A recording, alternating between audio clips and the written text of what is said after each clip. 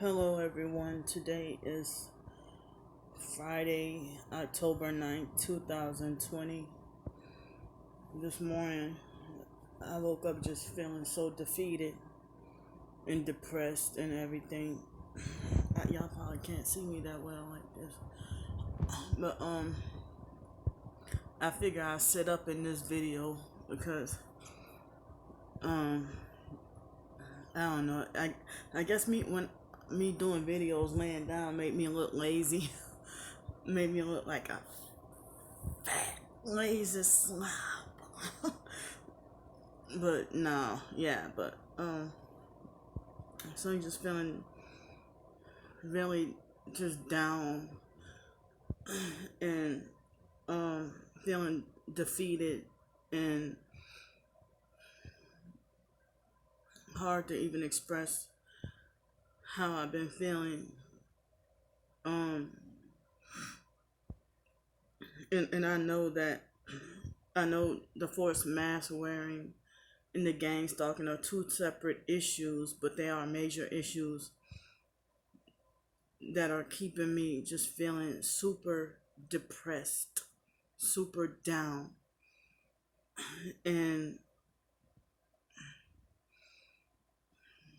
it's like, I think I mentioned before how instead of being supportive and nice and, listening and hearing me out and offering comforting advice, everybody just has this shut up solution to just like make me shut up and go away.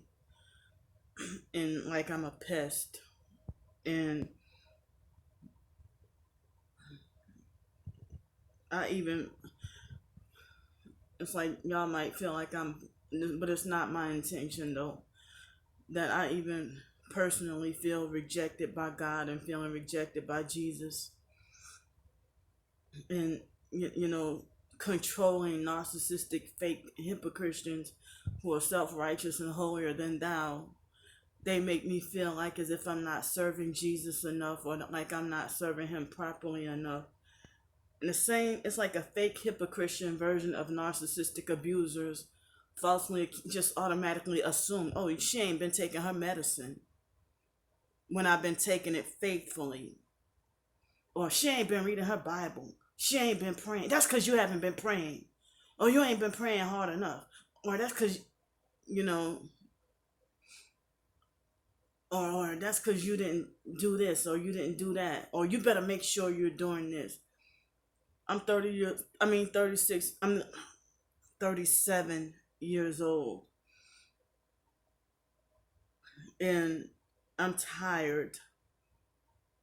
I think, am I going to be 96 years old still being addressed as little girl and handled and bossed around by 10-year-old kids who think that they can control which direction I should look at?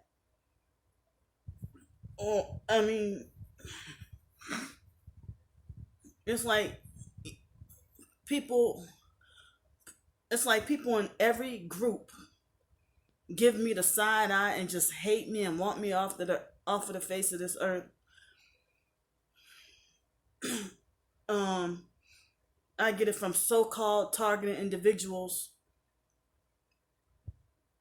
The so-called community hates me and block it and reject me everywhere, you know, and they handpick what situations to be supportive towards me about. But then I always be like, I'm always here for you. If you need anytime you need to talk, I'm always here for you. And then I might, talk about a situation that's bothering me, and then they dismiss and ignore me like as if I'm talking to a brick wall. Or it seems like they want to say something that's challenging or oppressive, like as if they want a verbal war with me, or they defend the gang stalkers, defend and protect the gang stalkers. You know, so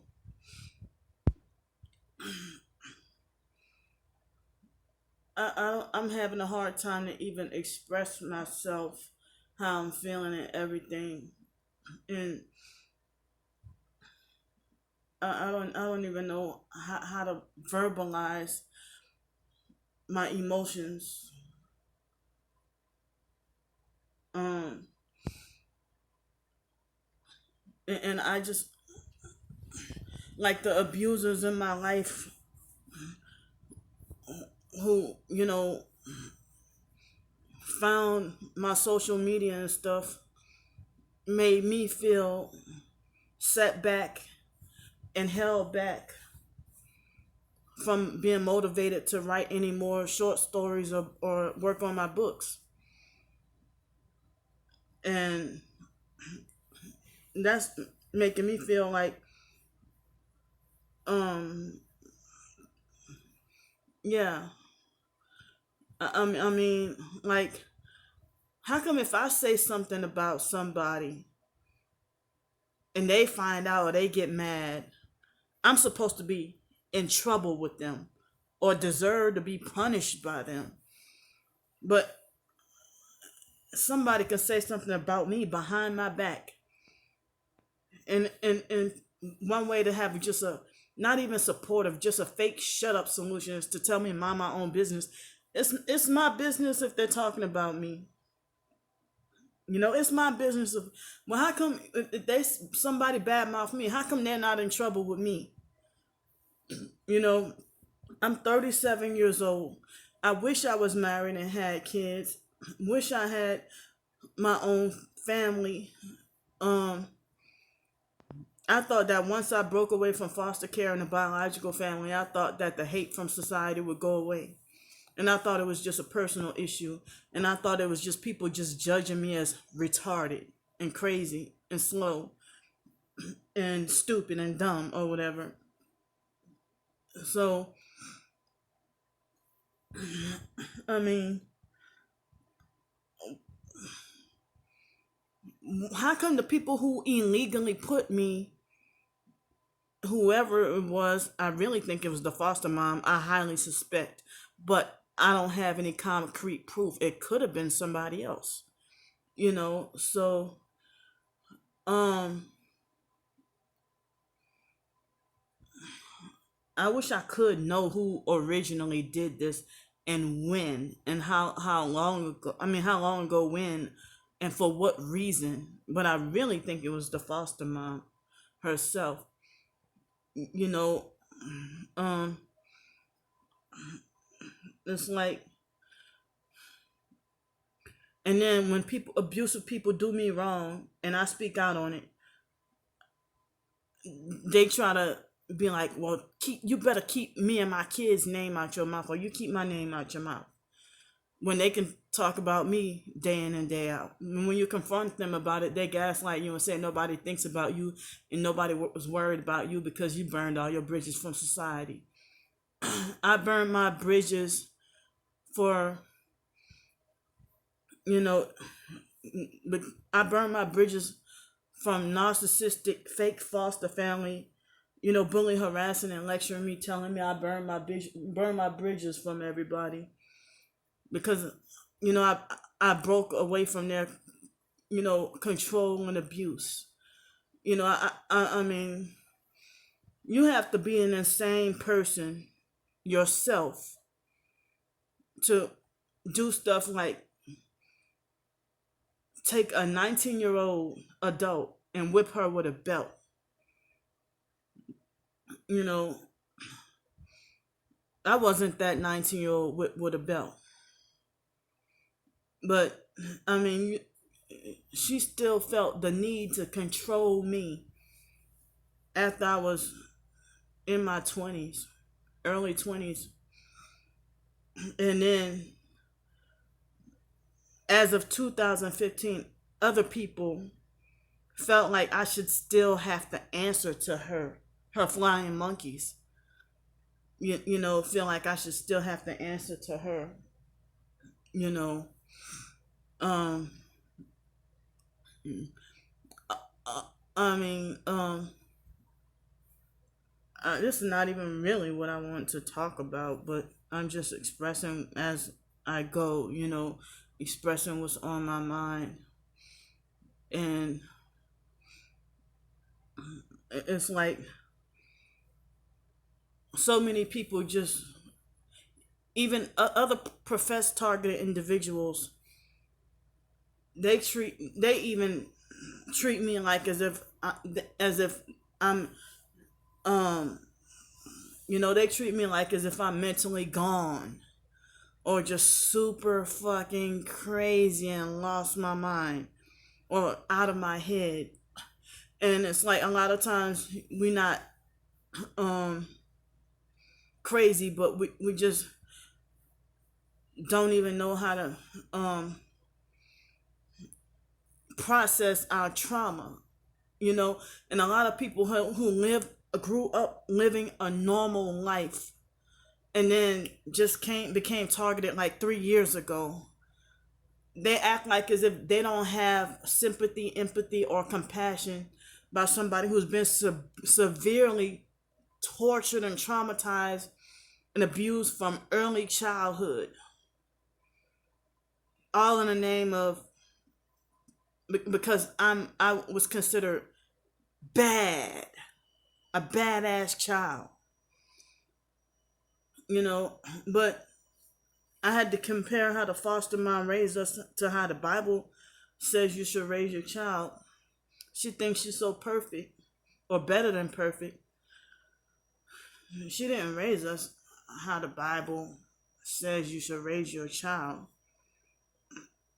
Train up a child in the way they should go.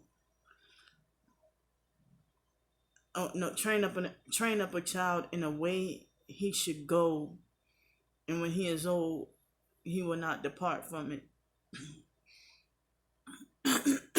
I mean, she never really discussed the Bible with us. She never, well, the cult didn't believe in prayer. They felt like praying is not necessary.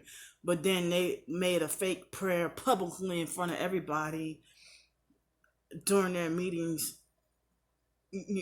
just to, mock Christianity, I guess, But they felt they didn't teach us to privately pray.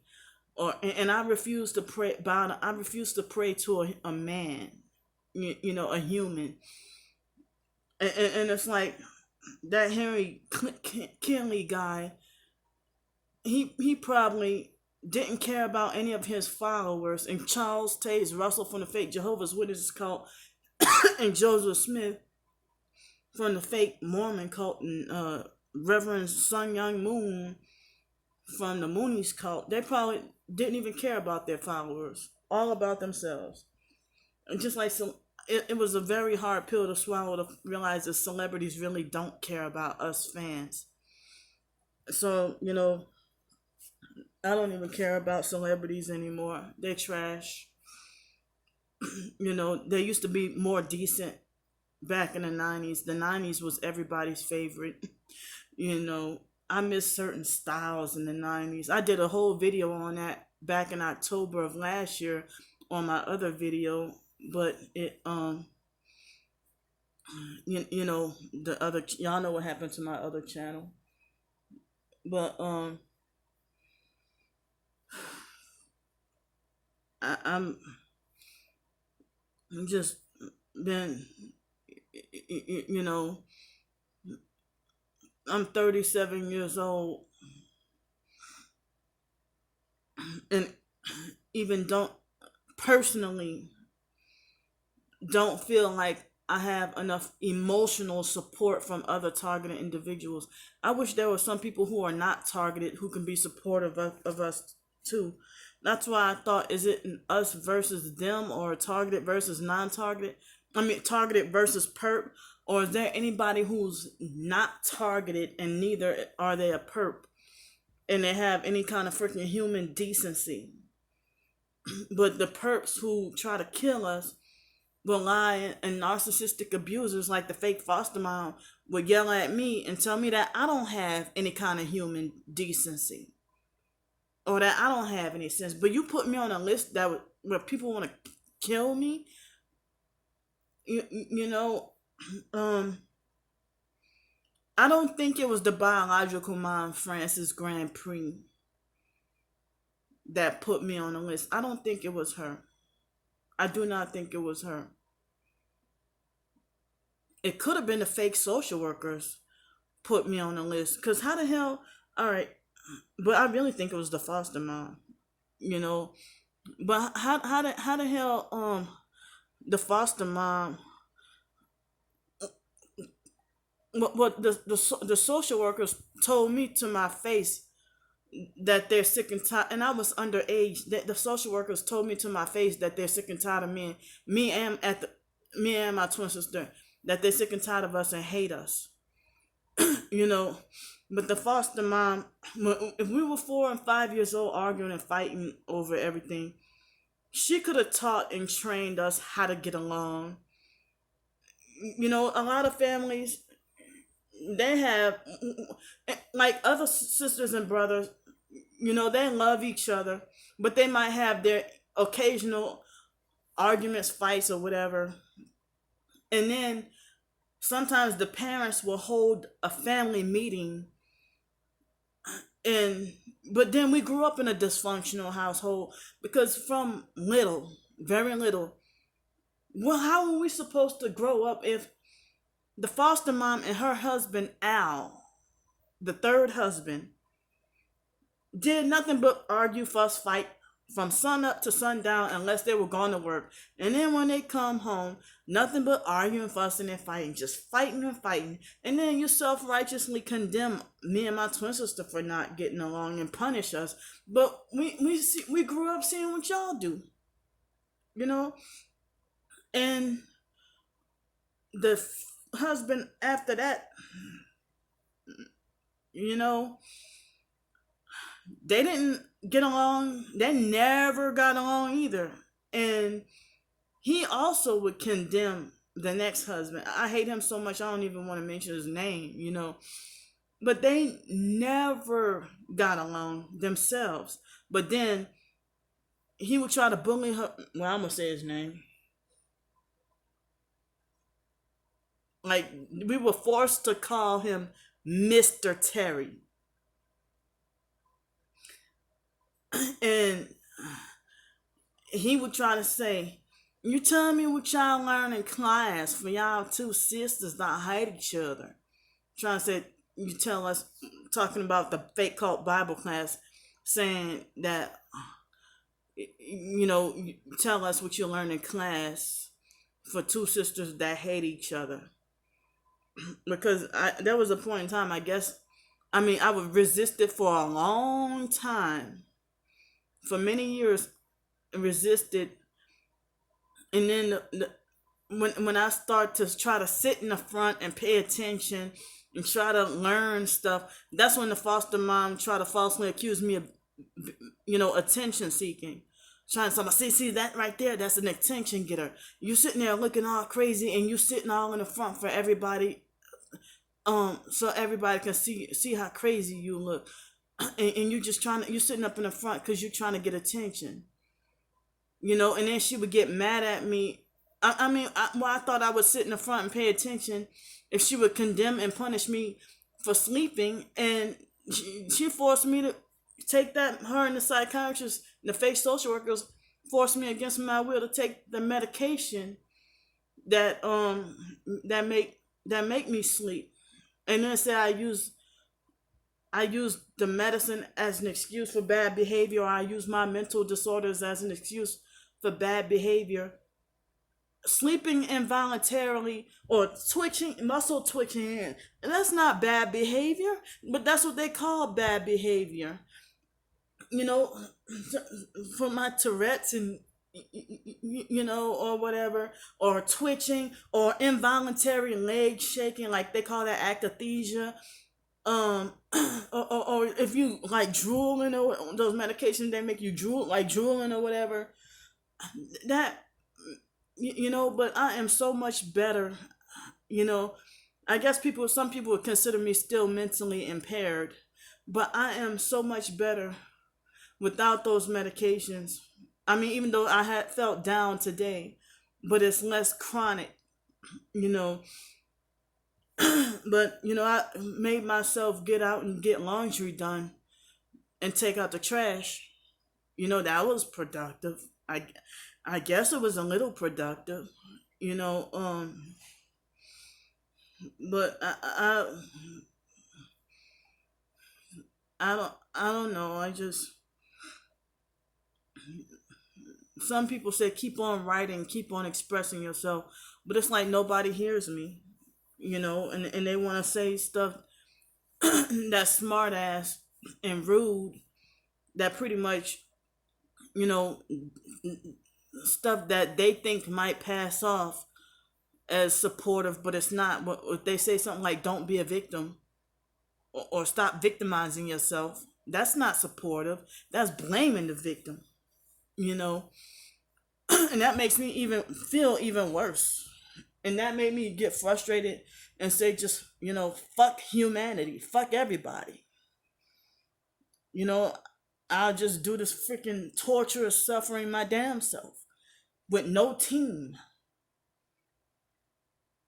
If this is how it is, you know, gang stalkers and other targeted individuals, it make me even feel like as if God is giving me the side eye, or have his face twisted up at me, or, you know, like as if everybody is God judging and condemning me.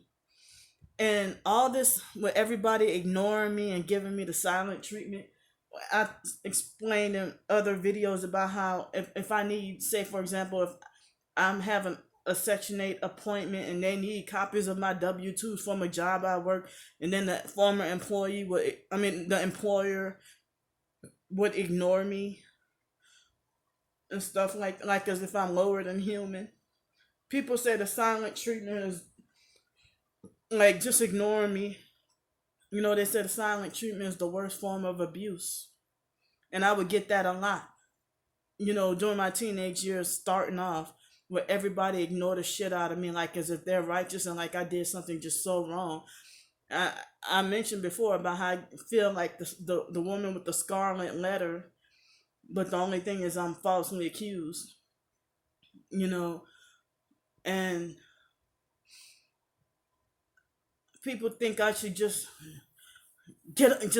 like it's so simple to just get over my hurt, or you need to learn how to forgive. But you holding the, but you say that, but then if I cuss you, if I call you a bitch today or tomorrow, 30 years from now you will still be grudging against me and trying to destroy me. But then you tell me I need to learn how to forgive and let go. You know, so I'm feeling bad, but you know, they're rushing the driverless car, and the fact that I was raped against my will by somebody that's younger than me, I wish I had the control for him. You know, I wish I had more control over him. You know, that he, a burnt criminal, younger than me, raped me against my will this year. And I didn't want him to enter inside me. I told him I don't want to fornicate. And then he rammed it in right after. And then, you know, Janet being 5 years younger than me, like I couldn't drive the car on the day I wanted to. You know, that she had that much control over me and is younger than me. And I'm hoping, excuse me, that I would have another opportunity before this year is out to get to drive again. But now people, I don't know anybody else get treated like how I get treated. You know, and I bet you it was her that tried to set me up to go and drive to make a fool out of me and cause my, I don't even know if it was her or other gang stalkers, on a day that I don't like, because I have OCD and a thing with numbers. But on a day that I don't like, I couldn't even drive the car, and I had only 3 hours of sleep the night before. And when I was driving around, I can, the most I could do was drive around the complex, because I don't know if it was her or, and I've driven all over freaking, well, not all over the country, but I drove, y'all well, I mean, my family knows that I drove all the way from Houston, Texas, all the way to Milwaukee, or from Milwaukee all the way to New Orleans by myself. So, but the sleep deprivation and attacking me with energy weapons, they trying to give false proof that, oh, she can't drive, ha ha ha, whatever. But if Janet treat me like shit, and other narcissistic abusers treat me like they don't trust me to drive, but then they deliberately drive in a way that's make me feel unsafe in the car, but I don't know if it was her that set me up, and it could have been her set me up to drive on a day that I don't like, and I didn't have enough sleep, and then caused my right leg to shake severely, like uncontrollably, and I couldn't drive. And so she used that to try to make it like as if I'm a poor driver who can't drive. But then she the next morning she got a ticket, and then she got a speeding ticket, and then try to beg and plead the police officer and try to think that she deserved to get cut some slack because she was, she wasn't a police officer at the time, but she had a certificate or whatever, but she thought that she should be let off, and then she started fake crying and stuff. And then she didn't learn her lesson from that, because when he cut her half the slack and still kind of charged her, but and gave her a ticket. But then she would do stuff like drive with no hands, driving like 90 or 100 miles per hour in the left lane, driving with no hands for an extended, and looking down for extended periods of time. So now you tell me who's the one who doesn't have the sense of the mentality to drive when you do that shit on purpose, I mean, to keep me scared, So, I mean, I'm feeling bad. I mean, I wish I had my own vehicle. I wish I had my own money. I wish I had my own car, house, family, happiness, vacations, success, debt free. I didn't deserve. A lot of us targeted individuals didn't deserve this.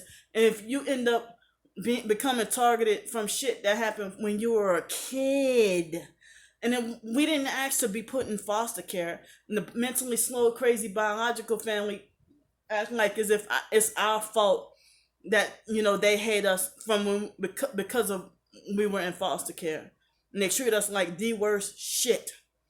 One lady told me that she had a sister that went away in foster care against her will, and she said, "I don't care if my sister's retarded, blind, deaf. I don't care. I just want to see my sister. I love my sister." But coming out of foster care, the whole family, the biological family, they all hated and rejected me too. So thanks for listening to me rant. And I wish I had a better way to communicate and more to say. And bye.